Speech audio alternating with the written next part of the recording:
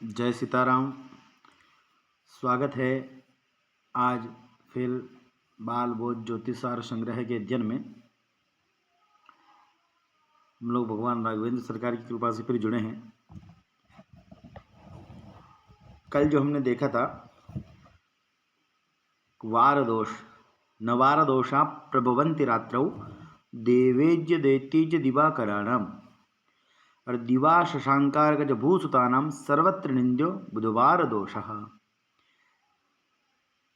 जो वार जनित दोष हैं वह देवेज्य दैत्यज्य, देवेज्य यानी बृहस्पति और दैत्यज्य यानी दैत्य गुरु शुक्र और देव गुरु बृहस्पति, दोनों के लिए देवेज्य और दैत्यज्य और दिवाकराणाम सूर्य, इनका इन वारों का रात्रि में दोष नहीं लगता है।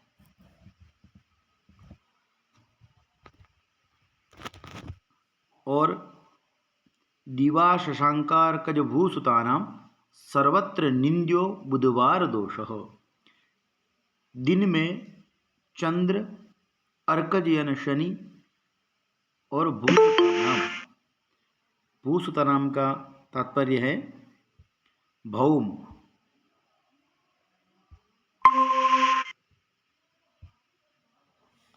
मंगल को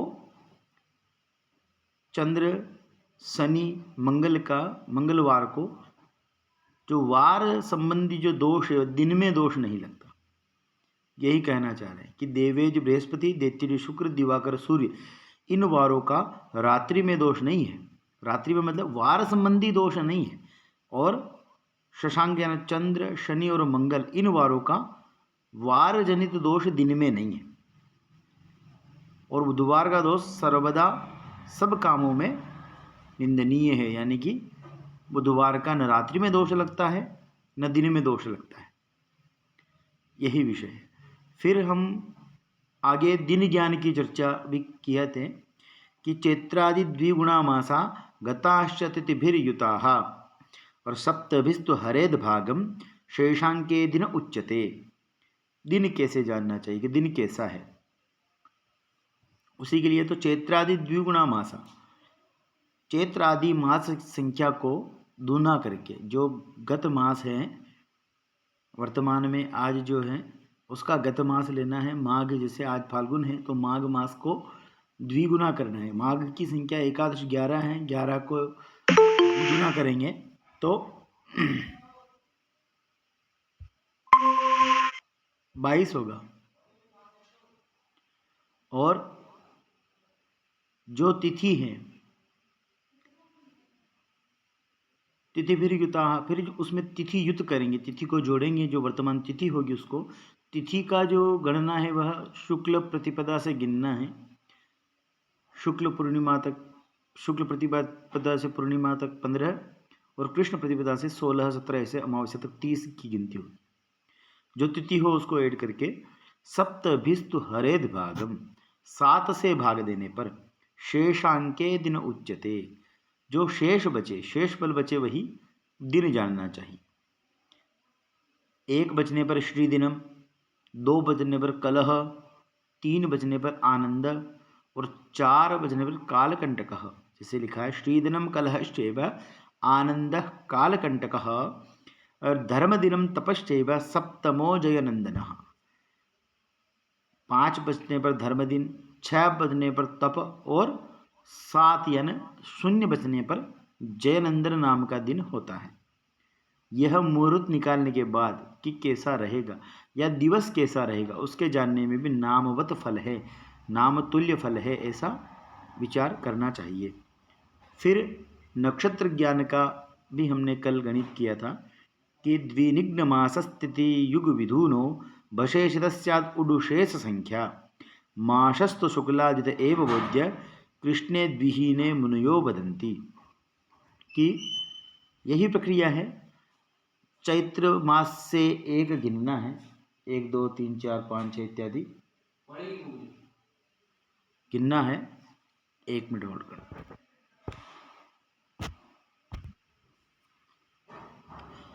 चैत्र आदि मास से जो वर्तमान मास चल रहा है उसको नहीं गिनना है, उसको तो वर्तमान तक हम लोग तिथि गिनते ही हैं।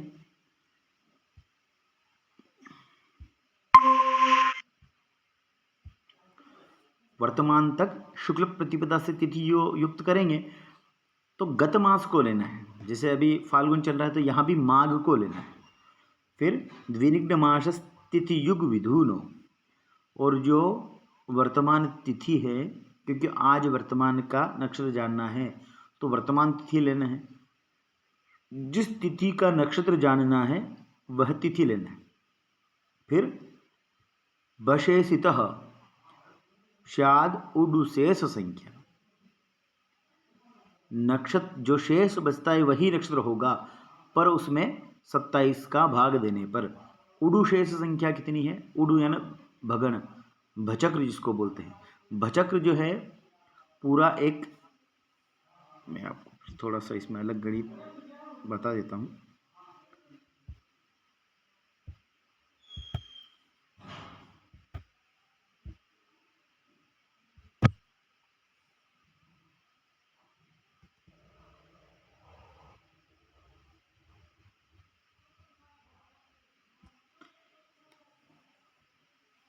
हम जो ज्योतिष में पढ़ते हैं वह एक ऐसा पूरा वृत्त है।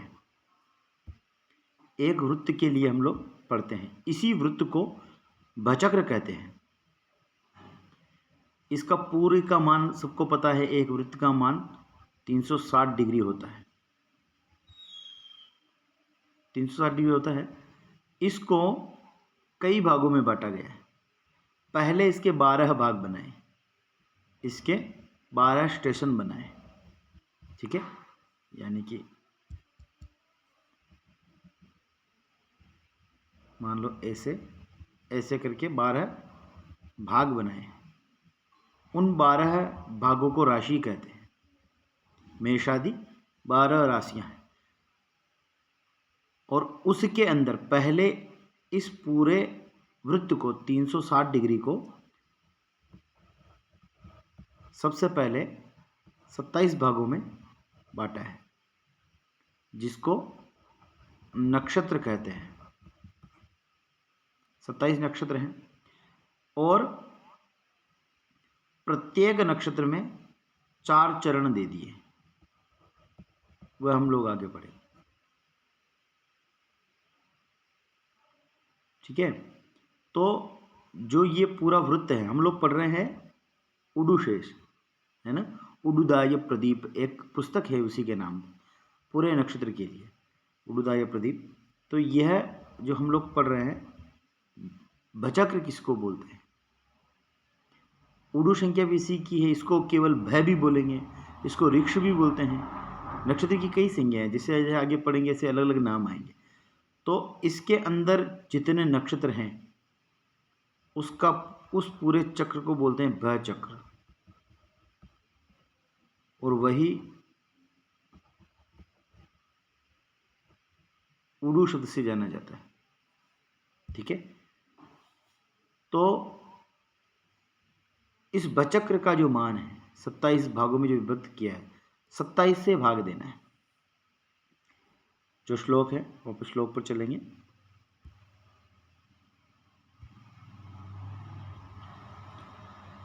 उडुशेष संख्या 27 से भाग देना है।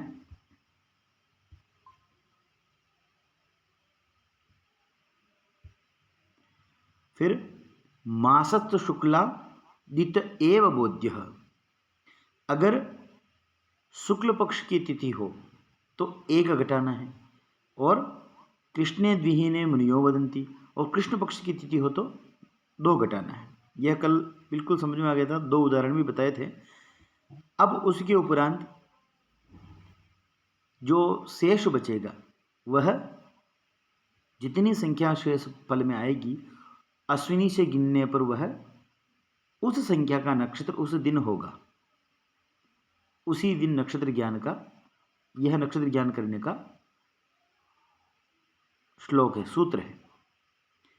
फिर हम पढ़े थे कि जो नक्षत्र हैं, नक्षत्र आपने जाना, पहले नक्षत्र जानने की विधि बता रहे हैं कि कैसे जानना है। फिर जो जान रहे हैं उनके नाम बता रहे हैं कि नक्षत्र के नाम क्या है। तो अगले श्लोक में अश्विनी भरणी चैव कृतिका रोहिणी मृगः आर्द्रा पुनर्वसु पुष्यस्ततोश्लेषा मघा तथा, यह श्लोक है कि अश्विनी, भरणी, कृतिका, रोहिणी, मृगशिरा, आर्द्रा, पुनर्वसु, पुष्य, आश्लेषा और मघा 10 नक्षत्र तो इसमें है।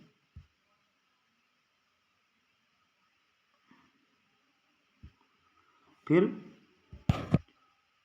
पूर्वा फाल्गुनिका तस्मात् उत्तर फाल्गुनी ततः हस्तचित्रा तथा स्वाति विशाखा तद अनंतरम अनुराधा ततो ज्येष्ठा तथो मूलम निगद्यते पूर्वाषाढ़ोत्तराषाढ़स्तु अभिजित श्रवणस्तथा धनिष्ठा शतताराख्यम पूर्वा भाद्रपदा ततः उत्तरा भाद्रपदाच्चैव रेवती रेवती एतानि भानि च यह नक्षत्र कहे गए हैं। इसमें 28 नक्षत्र, एक श्रवण नक्षत्र भी है जो वर्तमान में मर्ज इन नक्षत्रों के बीच में उसने मर्ज कर लिया है, यानी कि उत्तराषाढ़ा और श्रवण के बीच के भाग को उत्तराषाढ़ा के उत्तर और श्रवण के पूर्व भाग में बीच का जो 19 घटी है, उस 19 घटी में अभिजित नाम का मुहूर्त होता है, नक्षत्र होता है। अभिजित नाम का नक्षत्र था, तो अब इन दोनों के अंदर उसको समायोजित कर लिया है, इसीलिए 27 नक्षत्र है। कालांतर में पहले 28 नक्षत्र थे। फिर भी इसको जानना है, यह नक्षत्र पूरी जो ज्योतिष शास्त्र का जो आधार स्तंभ है वह मेन नक्षत्र है। राशियां इन नक्षत्रों से बनी हैं। नक्षत्रों के देवता हैं, नक्षत्रों के स्वामी हैं। अगला जो श्लोक है वह नक्षत्रों के स्वामी के लिए। आज जो मतलब ये नाड़ी शास्त्र है जो साउथ में ज़्यादा प्रचलन में है, नाड़ी शास्त्र का पूरा जो आधार है वह नक्षत्र ही है। नक्षत्र से ही सब कुछ बनता है, राशि इत्यादि, आगे दशा अंतर्दशा, सारी जो प्रक्रिया है वह नक्षत्रों के ऊपर है। यह बहुत महत्वपूर्ण विषय है, इसको बड़े ध्यान से पढ़ें और इसको बहुत इन सबको कंठस्थ कर लें। सारे जो नक्षत्र हैं वह इनके एक एक स्वामी हैं। दसरऊ यानी अश्विनी कुमारू, अश्विनी और कुमार दो हैं, यमल जोड़े हैं, इसीलिए दसरऊ। यमः अनलो धाता चंद्रो रुद्रो दितिर गुरु।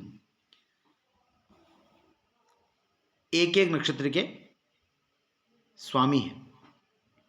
अश्विनी, अश्विनी और कुमार अश्विनी नक्षत्र के स्वामी हैं। और भरणी के यम, यमः अनलो धाता। आगे कृतिका के अग्नि, अनल यानी अग्नि, और रोहिणी के धाता यानी ब्रह्मा, और मृगशिरा के चंद्र। ऐसे क्रम से एक एक मृगशिरा के चंद्र, अश्विनी, भरणी, कृतिका, रोहिणी, मृगशिरा, आर्द्रा के रुद्र, आर्द्रा के शिव, पुनर्वसु के अदिति और पुष्य के बृहस्पति। इसीलिए जब गुरुवार के दिन पुष्य नक्षत्र आता है तो बहुत बड़ा मुहूर्त होता है, जिसको गुरु पुष्य कहते हैं। और गुरु का नक्षत्र होने से रविवार आने पर भी रवि पुष्य मानते, क्योंकि गुरु और सूर्य जो है मित्र हैं। और उसके अलावा परंपरा में आप देखेंगे जब, तो गुरु की राशि में जब सूर्य आते हैं तो भी बहुत बड़ा प्रभाव होता है, और सूर्य या गुरु जब सूर्य की राशि में तो भी बहुत बड़ा प्रभाव पड़ता है। ऐसे ही इस नक्षत्र में भी जब सूर्य, गुरु के नक्षत्र में जब सूर्य आते हैं तो वह भी रवि पुष्य नाम से बहुत शुभ मुहूर्त बनता है। और गुरु के नक्षत्र में गुरुवार आने पर भी गुरु पुष्य बहुत बड़ा, एक बहुत सिद्धि योग बनता है, जिसको गुरुपुष्य कहते हैं। ऐसे ही आश्लेषा के सर्प, आश्लेषा के सर्प, काल सर्प जो आप निकालते हैं ना, उसका मुहूर्त जो है आश्लेषा नक्षत्र अगर पड़े, काल सर्प की जब शांति करते हैं तो आश्लेषा नक्षत्र के दिन अगर प्रारंभ किया जाए तो उसका बहुत ज़्यादा फल है। ठीक है, इसी ये सब देवता इनके स्वामियों के अनुसार ही हमें जो कर्म है, जो विधि है, वह करने के लिए ये सब उपाय और कर्म करने की पद्धति इससे संलग्न है, जुड़ी हुई है, ऐसा विचार करना चाहिए। मघा के पितर और पूर्वा फाल्गुनी का स्वामी भग देवता है, और उत्तरा फाल्गुनी का अर्यमा, हस्त के फिर सूर्य हैं। इसीलिए आप आगे पढ़ेंगे योगों में तो हस्त जब रविवार को आता है तो सिद्धि योग बनता है, सर्वार्थ सिद्धि योग बनता है। फिर चित्रा के विश्वकर्मा, स्वाति का वायु, विशाखा के इंद्र और अग्नि, अनुराधा के सूर्य, ज्येष्ठा का इंद्र, मूल के निरृति, पूर्वाषाढ़ा का जल, उत्तराषाढ़ा के विश्वदेव, अभिजित का विधि, विधि यानी भी ब्रह्मा है, और श्रवण के विष्णु, धनिष्ठा के वसु, सदविशा के वरुण, पूर्वा भाद्रपद का अचरज, अज जिसको बोलते हैं अज, और उत्तरा भाद्रपद का अहिर्बुद्ध, और रेवती का पूषा, यह नक्षत्रों के क्रम से स्वामी है। एक एक स्वामी है और देवता अलग है। देवता जब आप पढ़ेंगे तो एक एक नक्षत्र देवता नवग्रह है क्रम से। ठीक है, वो भी जब आएंगे आगे पढ़ाएंगे। जैसे इनमें और भी संज्ञाएं हैं, इनकी आकृति है। जो नक्षत्र जो है वो कई तारों से मिलके बने, जैसे शतभिषा नक्षत्र है, उसका नाम शततारका है। शततारका मतलब 100 तारों से मिलकर बना है। वैसे अश्विनी है, वह 3 तारों से मिलकर बना है। उसकी आकृति जो है वो अश्वरूप है, घोड़े जैसी दिखाई देती है। नक्षत्रों की, नक्षत्र का मतलब कोई एक तारा नहीं है, नक्षत्रों का समूह जो है, मतलब तारों का समूह जो है वह नक्षत्र कहलाता है, और नक्षत्रों का समूह जो है वह राशि कहलाती है। समझ में आ रहा है? मेरी आवाज पहुंच रही है आपके तक सभी तक? तो कई तारे मिलकर के नक्षत्र बनता है, और नक्षत्रों के समूह से राशि बनती है। इसीलिए, और प्रत्येक नक्षत्र में चरण है, 4 चरण है, उसके पाद है, 4 पाद है। ठीक है, तो यह जो है अश्विनी इत्यादि की शुभाशुभ संज्ञा भी है। जैसे हमने वार की शुभाशुभ संज्ञा जानी, तिथियों का शुभाशुभ जाना, ऐसे प्रत्येक नक्षत्र का भी शुभाशुभ संज्ञा है, और इनकी आकृति है, और इनमें अलग अलग तारों की संख्या है, इनके स्वामी है, और इनकी 4 अलग संज्ञा है, मंदलोचन, मध्यलोचन, सुलोचन और अंधलोचन। ये अंध, मंद, मध्य और सुलोचन ये संज्ञा है। कोई वस्तु का विचार इनसे किया जाता है, और इनका स्वरूप, इनकी आकृति है, जो तारों का समूह है वो एक आकृति बनाती है। तो उस जो आकृति दिखाई देती है, उस आकृति का स्वरूप और उसके रूप से ही इनका नाम रखा गया है। जैसे अश्विनी है, अश्विनी की संज्ञा जो है वो शुभ संज्ञक नक्षत्र है। इसके स्वामी अश्विनी कुमार हैं। यह इनका जो मुख है यह तिर्यंग मुख है, और इनकी संज्ञा है जैसे लघु, क्षिप्र इत्यादि, और मंदलोचन इसकी संज्ञा आएगी। अश्वरूप इसकी आकृति है, और इनके अंदर तारों की संख्या है वह 3 है। ऐसे भरणी में, भरणी जो है वो नाशक संज्ञा, नाशक उनका शुभाशुभ वो नाश का कारक है, तो यह अशुभ है। नाशक मतलब अशुभ नक्षत्र है। फिर क्यों है नाशक, क्यों है? क्योंकि इनके जो स्वामी है वो यम है, यम है हम। तो यम जो है वो है डरने वाले देवता है। यमराज से सब डरते ही हैं, उनकी मुलाकात अंतिम मुलाकात ही होती है, इसीलिए यह नाशक हैं। और अधोमुख हैं, इनकी जो है उग्र प्रवृत्ति है, क्रूर संज्ञक है और मध्य लोचन है। और इनकी जो आकृति योनि रूप है, और इसमें भरणी की आकृति जो है वो योनि रूप है, और उसमें 3 तारे हैं। प्रत्येक नक्षत्र में अलग अलग तारे हैं, और 3 तारों से मिलकर के भरणी नक्षत्र बना है, और 3 तारों की जो आकृति बनी है वह योनि रूप है। और अश्विनी में जो है वह अश्व रूप है, घोड़े के मुख के समान, घोड़े के समान। ऐसे कृतिका यह कार्यनाश है, इसका जो शुभाशुभ में है वो अशुभ है, कार्यनाश है, तो यह अशुभ नक्षत्र की संज्ञा में आएगा। इसके देवता अग्नि उग्र है, अग्नि देवता है, अधोमुख है, और इसका जो स्वभाव है वो मिश्र स्वभाव है, और सुलोचन इसकी संज्ञा है, और क्षुर रूप है। इसकी आकृति क्या है? क्षुर रूप, गाय का जो क्षुर होता है उसके समान।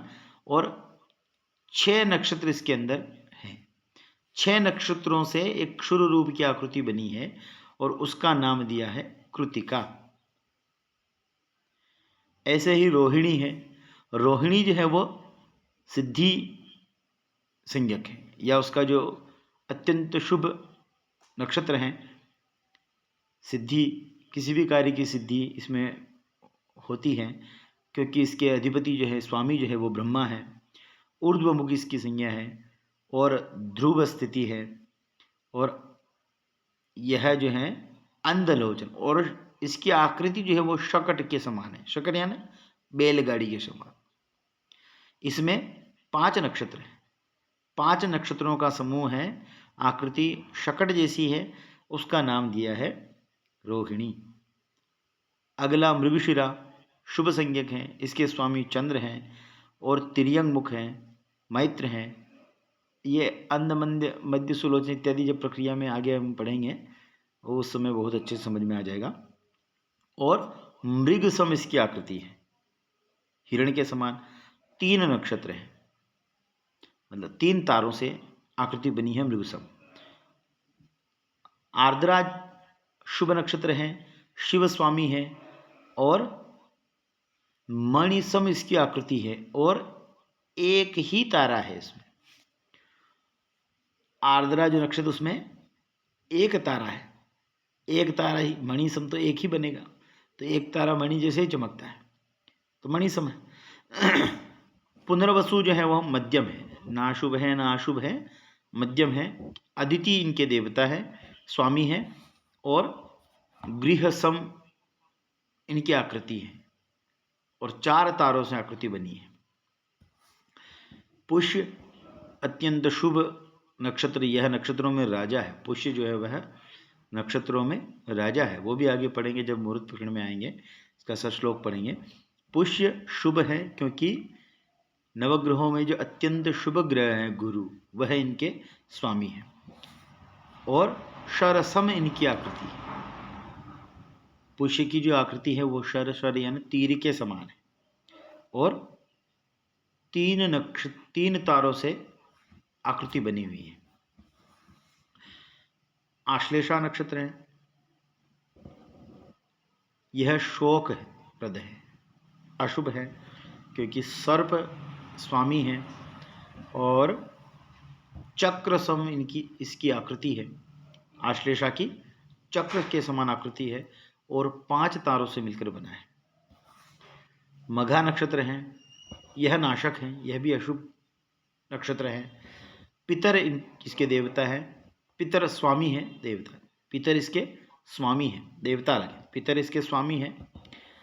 और शालासम आकृति है,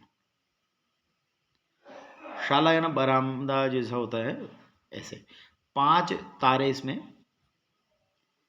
आकृति बनाते हैं, 5 तारे इस नक्षत्र में आते हैं। पूर्वा भाद्रपद मृत्युप्रद है, अशुभ है, भग स्वामी है और सय्यासम इसकी आकृति है, 2 तारों से बनी। उत्तरा फाल्गुनी नक्षत्र है, विद्या शुभ नक्षत्र है, अर्यमा स्वामी है और पर्यंक सम आकृति है, 2 तारे बनाते हैं।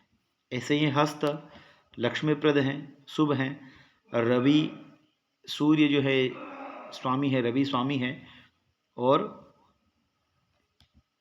5 तारे बनकर हस्ताकृति बनाते हैं। हाथ के समान आकृति बनती है और 5 तारों से बनती है हस्त की, इसीलिए उसका नाम हस्त है, आकृतिवत उसका नाम है। चित्रा शुभद है, त्वष्टा स्वामी है और मौक्तिक आकृति है और 1 तारा है। धातु जो मौक्तिक आता है मोती जैसा।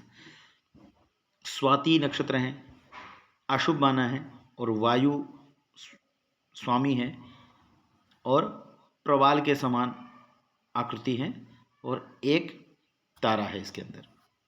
विशाखा अशुभ है, इंद्राग्नि देवता है, इंद्र और अग्नि दोनों इनके स्वामी हैं। इंद्राग्नि स्वामी है और तोरण के समान आकृति है, 4 तारे मिलकर तोरण की आकृति बनाते हैं, ऐसी इनकी आकृति है और 4 तारे इसमें समाहित है विशाखा में। अनुराधा सर्वसिद्धिप्रद है, मित्र स्वामी और वली सम आकृति, 4 तारे।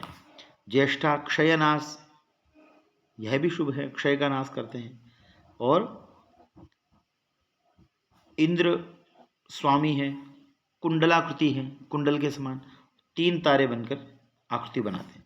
मूल अर्थनाश या अशुभ माना जाता है, राक्षस स्वामी है और सिंह सम आकृति है और इसमें 11 तारे मिलकर सिंह की आकृति बनाते हैं, सिंह सम आकृति बनती है।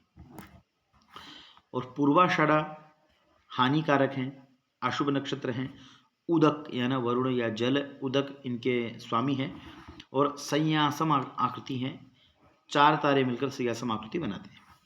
उत्तराषाढ़ा नक्षत्र है, बुद्धिप्रद है, बुद्धिदा है, शुभ है, विश्वदेव स्वामी हैं और हस्ती के समान 3 तारे मिलकर हस्ती सम आकृति बनाते हैं और अभिजित हैं, वृद्धिदा, यह भी शुभ नक्षत्र हैं। ब्रह्मा स्वामी है और त्रिकोण बनाते हैं, 3 तारे, त्रिकोण 3 तारे होने से त्रिकोण बनेगा, 3 तारे मिलकर के त्रिकोण आकृति बनाते हैं और उसकी नक्षत्र की आकृति त्रिकोण है। श्रवण नक्षत्र, यह भी शुभ नक्षत्र है, सुखदा, विष्णु स्वामी है और व्यक्ताकार है। और धनिष्ठा शुभ नक्षत्र हैं, वसु स्वामी है और वामन समाकृति है। व्यक्ताकार में 3 तारे बनाते हैं, श्रवण नक्षत्र में 3 तारे मिलकर बनाते हैं और जो धनिष्ठा नक्षत्र है उसमें 4 तारे बनकर वामन सम आकृति बनाते हैं। शतभिषा कल्याण, यह भी शुभ नक्षत्र है, वरुण देवता, वरुण स्वामी है और मृदंग सम आकृति है, मृदंग, और 100 तारे मिलकर के मृदंग बनाते हैं आकृति, 100 तारे इसमें, इसीलिए इसका नाम शततार है और 100 तारों का समूह, ऐसा नाम है। शतभिषा भी एक ही बात है। और पूर्वा भाद्रपद नक्षत्र है, यह अशुभ माना जाता है, मृत्युदा और अजयगपाद इनके स्वामी हैं, अजयगपाद, अजय भी कहते हैं, अजयगपाद, और वर्तुलाकारा आकृति है, 2 तारे मिलकर बनाते हैं। और उत्तरा भाद्रपद नक्षत्र है, लक्ष्मी या शुभ हैं, अहिर्बुज्ञ स्वामी हैं और यमलाकार आकृति है, 2 तारे मिलकर बनाते हैं। और रेवती नक्षत्र है, कामदा, शुभ है लगभग, और पूषा स्वामी है और यह भी मृदंग सम इसकी आकृति है, 32 तारे बनकर आकृति बनाते हैं। इस रेवती नक्षत्र में 32 तारे मिलकर रेवती नक्षत्र बना है। तो जितने नक्षत्र हैं उतने नक्षत्र से बनकर उसकी आकृति बनी है और उस भाग को पूरे को एक नाम, मतलब सब स्टेशन बना दिया है। उस मतलब ऊपर जो आकाश शून्य जो कह ना, जहाँ आया था शून्यत्वम, ख शून्यत्वम, तो वो वृत्ताकार है, इसलिए उसको शून्य माना है। शून्य के समान, वृत्त के समान है, बिल्कुल गोल। तो उस जगह पर जो जो तारों का समूह है उसको नक्षत्र की संज्ञा दी। जैसी आकृति दिखी हमारे ऋषि वैज्ञानिकों को, ऐसा उसका नाम धरा। फिर उस नक्षत्रों के समूह को राशि, राशि का मतलब ही इकट्ठा करना होता है। राशि का मतलब होता है एकत्र, इकट्ठा करना। तो नक्षत्रों के समूह को राशि कहते हैं। अब जो है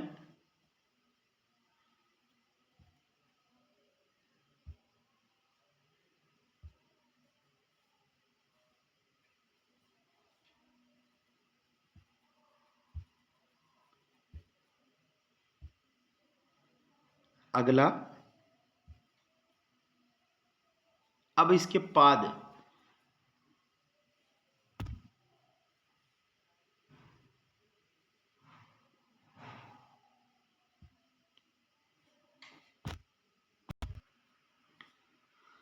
अब नाम राशि ज्ञानम,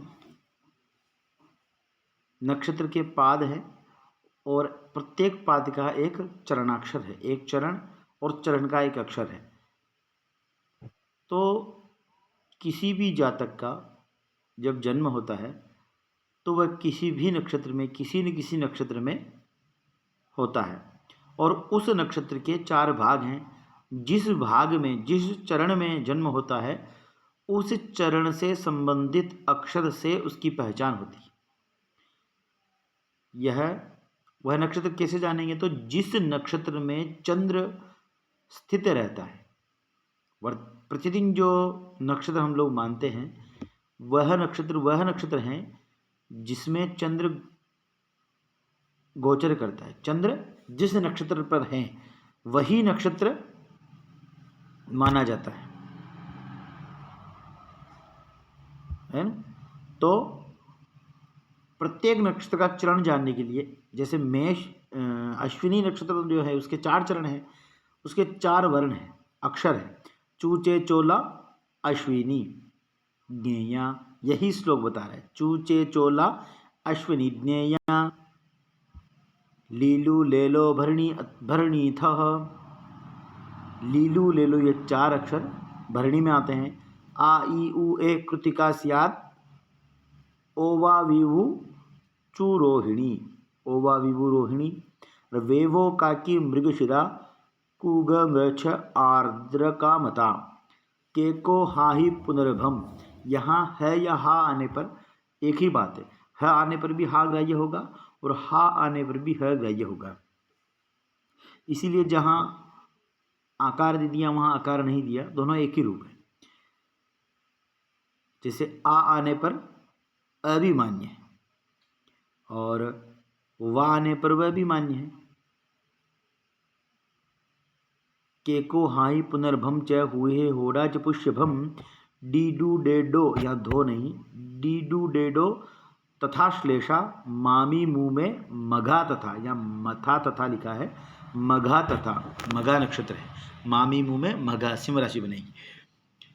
और मोटा टीटू भवेत पूर्वा, टेटो पापी उत्तरा स्मृता, हस्तपूषा नठ प्रोक्ता, चित्रा पेपोररी स्मृता, रूरे रोता स्मृता स्वाति, तीतु तेतो विशाखिका, और नानी नूने अनुराधा स्यात्, ज्येष्ठा नोया यु स्मृता, येयो भाभी भवेन्मूलम, पूर्वाषाढ़ा बूदा फाड़ा, और भेबो जाजी उत्तराषाढ़ा, जूजे जोखा अभिजित स्मृता, खीखू खेको श्रवणभम, गागी गूगे धनिष्ठिका, गोसा शिशु शतभिषा, पूभा शेषो पूर्वा भाद्रपद शेषो दधि स्मृता।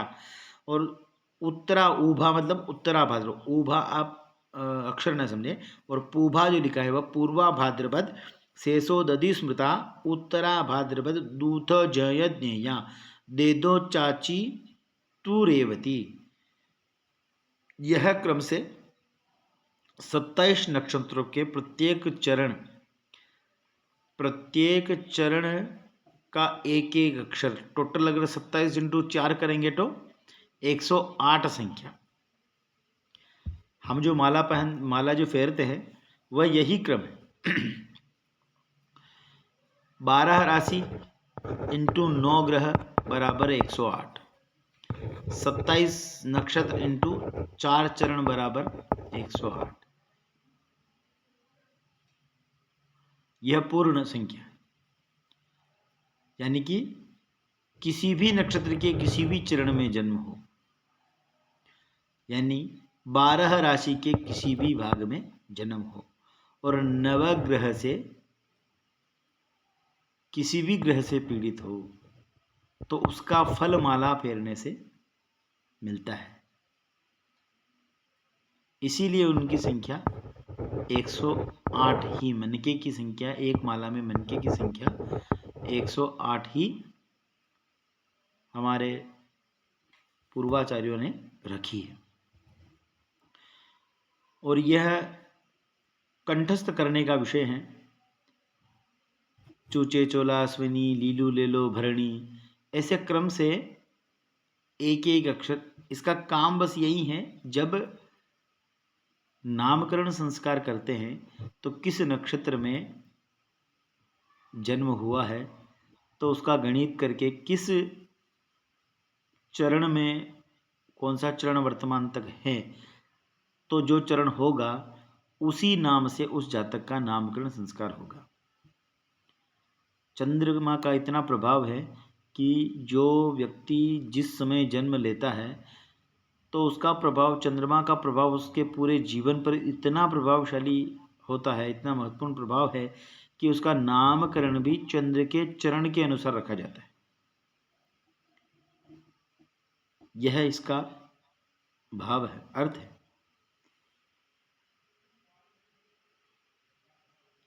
तो नक्षत्र हो जाएंगे और नक्षत्र के ये प्रत्येक चरण। अब इसमें थोड़ा जो हम लोग गिने थे, आपको भचक्र का जो बताया था, भचक्र पूरा एक बार फिर हम लोग उस पर थोड़ी चर्चा कर लेते हैं।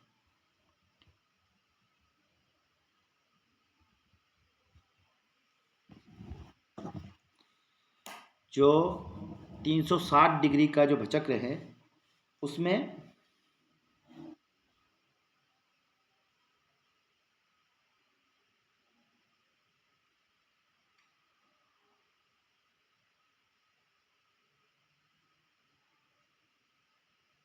मान लीजिए ये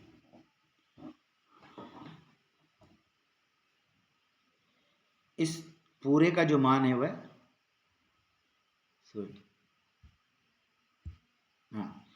यह पूरे का जो मान है वह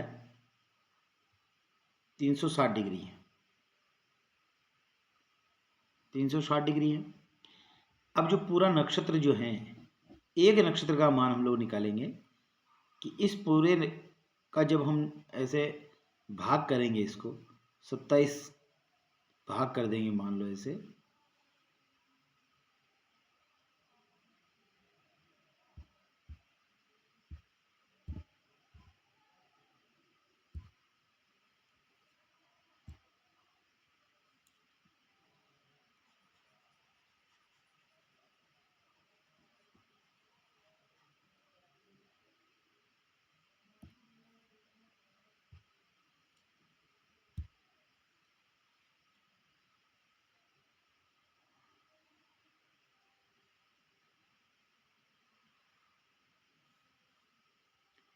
जितने होते उतने कर लेते हैं। आपको मानना 27 है, ठीक है।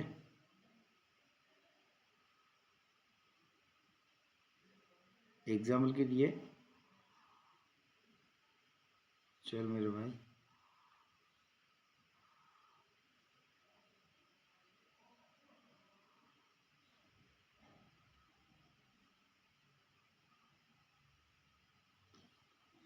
ये रथ का पहिया बन गया। अब इस पूरे गोले का जो भचक्र है उसका मान 360 डिग्री है। इसको डिवाइड करेंगे 27 से, तो 27 एकम भाग ही दे लो आप।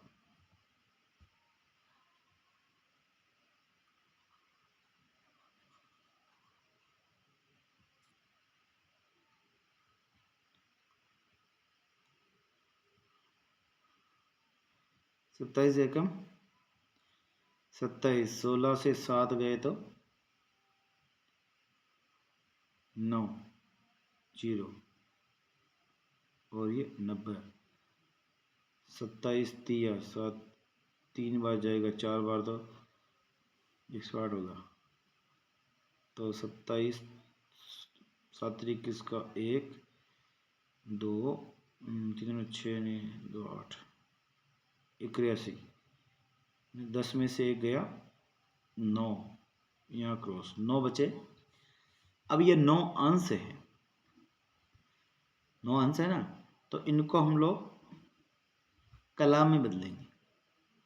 तो 1 अंश की 60 कला डिवाइड करेंगे, 9 छिंग 54। ठीक है, यहाँ पॉइंट लगा करके अब 27 का 540 में भाग फिर देंगे। तो 27 दूना 54, 0 0, ये 0 यहाँ, ये 0 डायरेक्ट यहाँ आया, ये 2 है। तो एक नक्षत्र का जो मान है भचक्र में, एक नक्षत्र का मान है 13 डिग्री। ये डिग्री है, इसको यहाँ डिग्री लगाते हैं, यह कला है। 13 डिग्री 20 कला का एक नक्षत्र होता है ना। जब इसको गतिपलों में लेंगे तो इसका मान आएगा यानी कि 60 घटी। एक दिन में अहोरात्र में 60 घटी होता है, तो स्थूल रूप में इसका मान 60 घटी होगा। और 60 घटी का तात्पर्य है 24 घंटा। जब हम घटीपल घंटा मिनट बनाते हैं, 2.5 घड़ी का 1 घंटा होता है ना, और 1 घंटे में 2.5 घड़ी होती है। और 24 घंटे का एक दिन रात्र होता है जिसको अहोरात्र बोलते हैं, और उसमें 60 घटी होती है। एक अहोरात्र में 60 घटी होती है और घंटे 24 होते हैं। यह जो मान है 13 20 नक्षत्र का, अब 13 डिग्री 20 को जब हम लोग चरण में बदलते हैं, यानी कि 4 से डिवाइड करेंगे, तो एक चरण का मान आएगा 4 3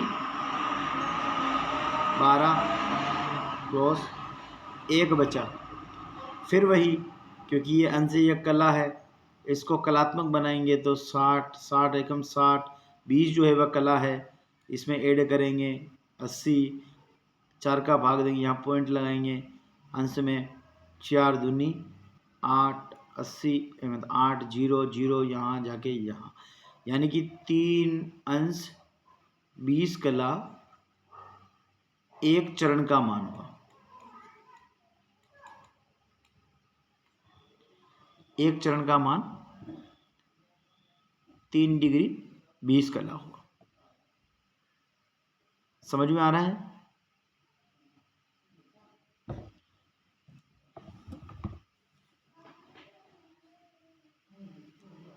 एक नक्षत्र का मान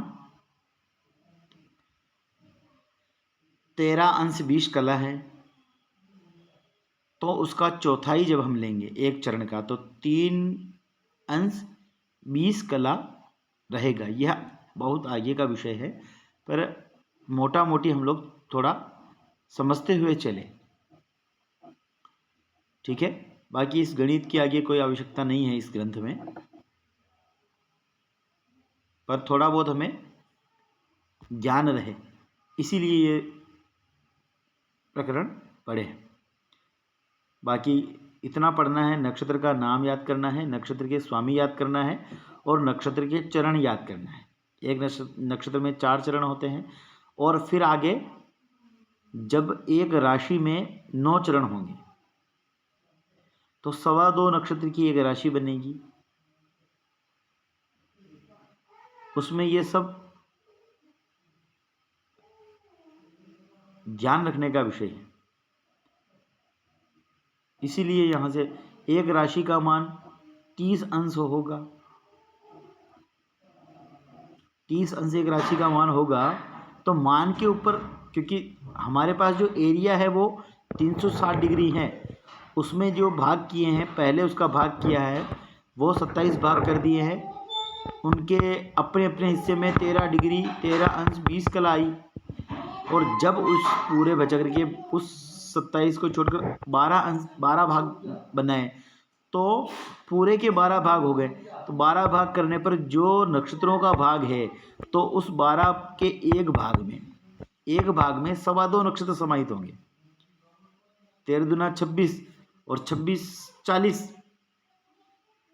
और फिर उसका एक पाद 3 20, तो पूरा हो जाएगा 30 डिग्री। यही मान है।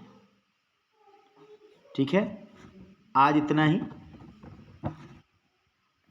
श्लोक वैसे हो गए हैं, इससे ज़्यादा पचेंगे नहीं। किसी का प्रश्न हो